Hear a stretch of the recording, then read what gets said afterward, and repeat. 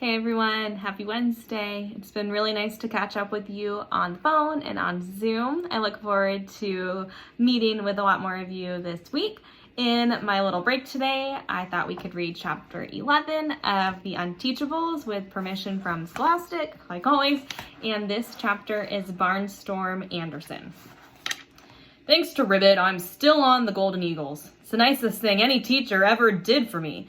Not that I love teachers so much. It's their fault I'm an SCS 8. I'm not unteachable, and I'm definitely not stupid. I'm like any other kid. I can learn, but if you give me the choice not to, I'll pick that. They were totally cool with letting me slide along so long as the trophies kept coming. But now that I can't play anymore, all of a sudden my grades aren't up to scratch. Funny how that wasn't a problem last year when I beasted in 3 sports. I load up my tray in the food line and hobble out to the cafeteria. It's not easy to balance a big lunch when you're on crutches. As I scan the tables, this 7th grade girl I don't know, real cute, smiles and waves at me.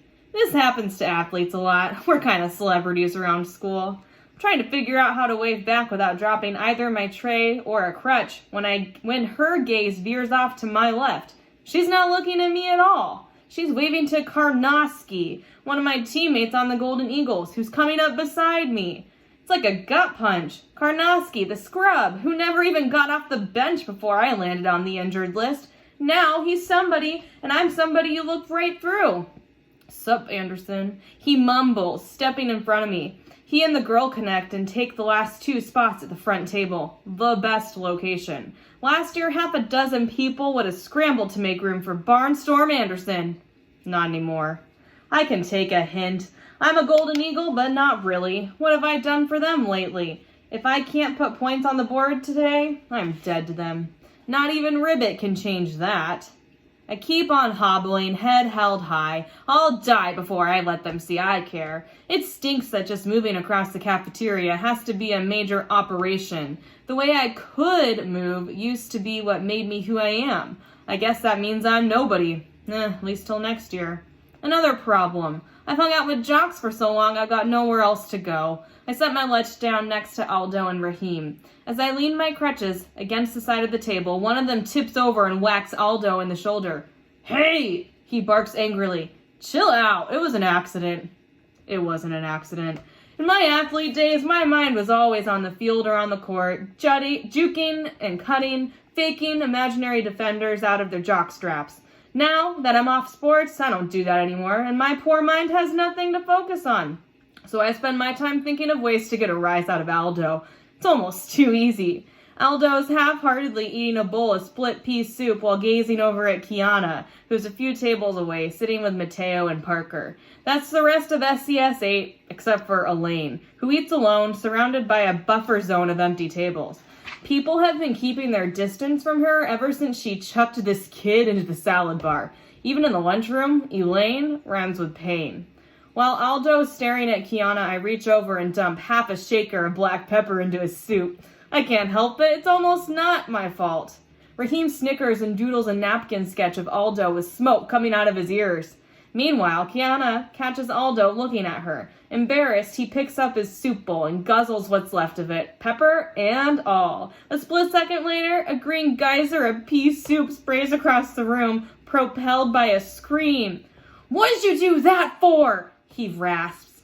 I can't answer because I'm laughing too hard. So is Raheem. When Aldo sees the napkin sketch, he stabs it with his spoon, which snaps in half. That gets us a caution from the lunchroom monitor, who raises the quiet alert level from green to amber on the traffic signal at the front of the cafeteria. You've got to tone it down, man, I manage, fighting to control my laughter. Everything makes you fly off the handle. Not true, he bellows in my face, and the traffic signal goes to red. Now nobody's allowed to talk for the rest of lunch, and it's all Aldo's fault. Raheem and I exchange a fist bump under the table. Afterward, when we're walking back to room 117, everybody else is walking, I'm thumping on my crutches. I can't resist rubbing a little more salt in Aldo's wounds. Kiana was watching you the whole time, I assure him. She probably thinks you're nuts or something. Did I ask you to put a pound of pepper in my soup? He demands. Okay, but you don't have to get so mad about it. You're mad at me. You're mad at Raheem. You're mad at the cafeteria for changing the chicken nugget recipe. You're mad at Ribbit. I'm not mad at Ribbit, he mutters. You said you were before. Yeah, well, I changed my mind. Fine, I agree. Everything makes you mad except Ribbit. And I stop bugging him because I keep thinking about Mr. Kermit fighting with the office to get me in the pep rally. Back in room 117 with the rest of the class, we can't help noticing a bright green vuvuzela bent double sticking out of our teacher's trash can. If Ribbit thinks he can get rid of all those things one at a time, puts in Raheem, he's in for a really rough spirit week. I can't understand what makes him tick, puts in Kiana. Most of the time he never opens his mouth, but blow a vuvuzela and he'll scream you an opera. They make him mad, I say with a wink at Aldo. He's the Grinch, Mateo pipes up suddenly. I thought he was Squidward, Parker reminds him. Mateo shakes his head. The Grinch, definitely. The Grinch hates Christmas because he can't stand the noise. Well, Mr. Kermit hates Spirit Week because he can't stand the vuvuzelas. Everybody hates something, I retort. I don't like lima beans. Am I the Grinch too?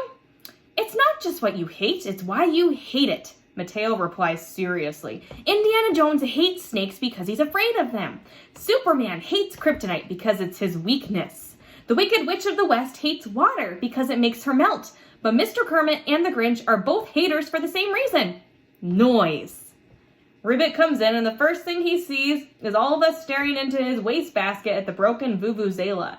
He seems annoyed at first, but then his expression changes to one of sympathy. I have some bad news about Spirit Week. It's okay, Mr. Kermit, Kiana interrupts. We know you tried your best to talk the principal into letting us be a part of it. Let me tell you about Spirit. The teacher comes alive, making eye contact with each of us as he speaks. No one can command you to have spirit. Not principals, governors, presidents, or even kings. There's no spirit switch in your brain that can be flipped on or off. Spirit isn't a week you can put on your calendar. It doesn't come from the posters or streamers or rallies or funny hat days, and it definitely doesn't come from making an ungodly racket with a cheap plastic instrument of torture that was invented purely for disturbing the peace. It's the most he said to us all year. I can't explain it, but it feels like kind of a breakthrough. Although, what we're breaking through to, I have no clue. Maybe it's this. In all my years in school, I've never heard a teacher say something that was so completely, totally honest. All right, thanks for being here for Read Aloud today. We will pick up tomorrow. I will see you guys then. Have a great night. Bye, guys.